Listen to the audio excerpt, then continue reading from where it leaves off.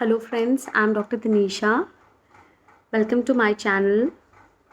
Today I'm going to talk about very important topic that is if sexual activity is safe during pregnancy or not. क्या गर्भ अवस्था में संबंध बनाना सुरक्षित है या नहीं?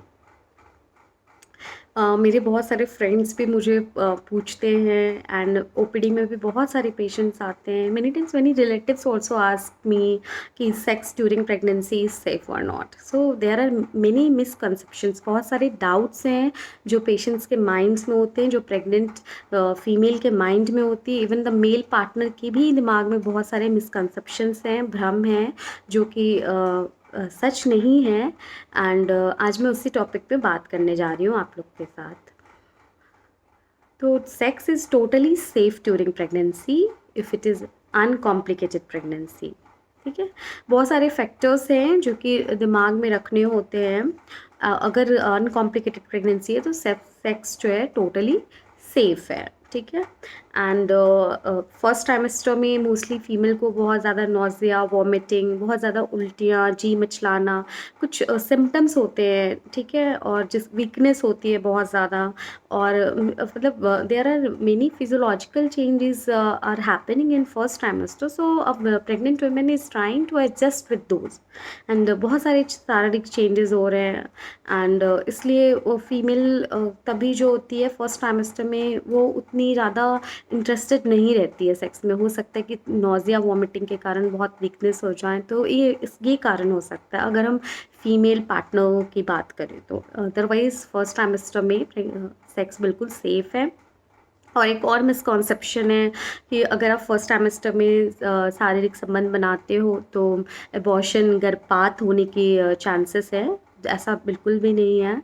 ठीक है, क्योंकि बेबी जो है totally baby is inside the uterus and वो बहुत अच्छे से इट इज़ मतलब it is wrap, it is in a bag of the membrane. So ठीक है, तो ऐसा बिल्कुल भी नहीं होता है. एंड मेल पार्टनर्स के माइंड में रहता है कि they can harm the baby during the sexual activity. ऐसा बिल्कुल भी नहीं है. बेबी बहुत सुरक्षित होता है.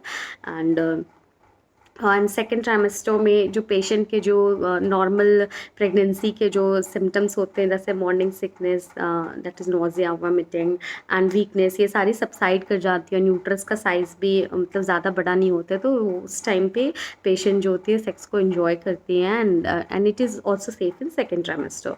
एंड व्हेन थर्ड ट्राइमेस्टर में यूट्रस का साइज़ बहुत बड़ा हो जाता है. एंड पेशेंट को तकलीफ़ होती है अगर नॉर्मल फ्लैट पोजीशन में अगर संबंध बनाना चाहे तो. अदर इसके लिए हमें साइड पोजीशन का आप इस्तेमाल कर सकते हैं. एंड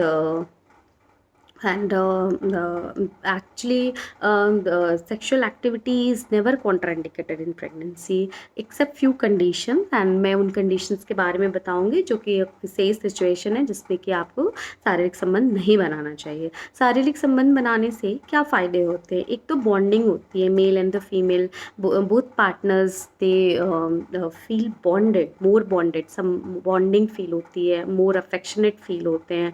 एंड फीमेल जो होती है and it's like a mood elevator also for the couple and she feels more secure also.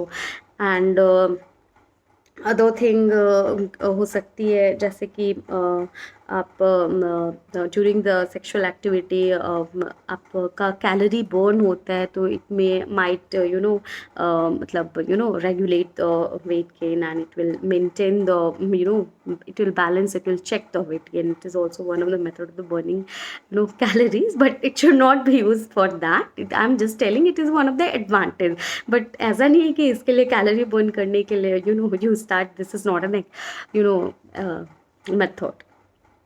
And what are the conditions जिसमें कि आपको सेक्सुअल एक्टिविटी अवॉइड करनी चाहिए? वो कौन कौन सी कंडीशंस हैं जिसमें कि सेक्सुअल एक्टिविटी आपको अवॉइड करनी चाहिए, कम करनी चाहिए, या फिर आपको ज़्यादा सतर्क रहना चाहिए? You have to be alert and you need to ask your obstetrician and you need to because अगर कोई स्पेशल कंडीशन है, स्पेशल प्रेगनेंसी, जैसे रिकरेंट अबॉर्शन का केस है, पहले भी प्री टर्म डिलीवरी हो चुकी है ना, एंड पहले पहले भी ड्यूरिंग सेक्सुअल एक्टिविटी अगर आपको ब्लीडिंग हुआ है, या फिर आपका प्रेजेंट प्रेगनेंसी में अगर आपको वाइट डिस्चार्ज की कंप्लेन है, या फिर आपके मेल पार्टनर को कोई इन्फेक्शन है, तो उस कंडीशन में भी आपको शारीरिक संबंध नहीं बनाना चाहिए, सेक्सुअल एक्टिविटी नहीं बनाना चाहिए, क्योंकि वो जो इन्फेक्शन है नीचे के रास्ते से ऊपर बच्चादानी में, फिर फैलोपियन ट्यूब्स में भी एसेंड कर सकते हैं, फैल सकते हैं।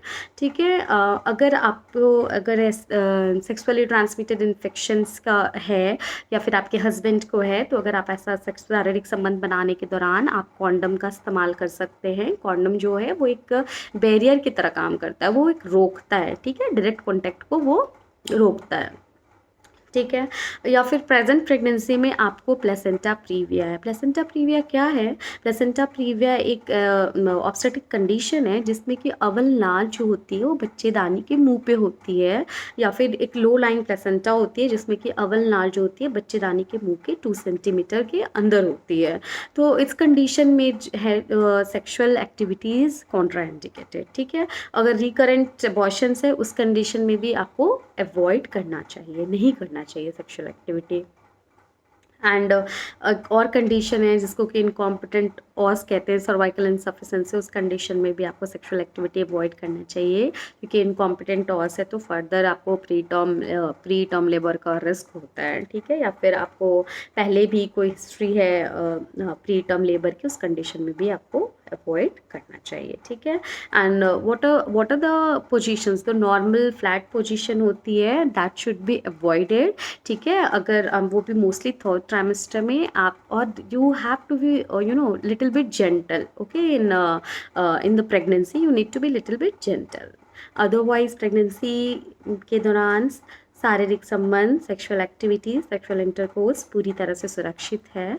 और इसके ये सारे जो मिसकंसेप्शंस है, होप मेरे वीडियो से आपको कुछ फ़ायदा हो, कुछ बेनिफिट हो। एंड आपको डरने की कोई ज़रूरत नहीं है। अगर आप ऐसा डर रहे हैं, आपके मन में ऐसा डाउट है, तो आप बेफिक्र अपने ऑब्स्टेट्रिशियन, अपने गायनेकोलॉजिस्ट से आप ये बात कर सकते हैं। And for male partner also they can ask their gynecologist. ठीक है, it's not a big deal. Thank you so much. Kindly like, subscribe and my channel and share my videos. Thank you so much.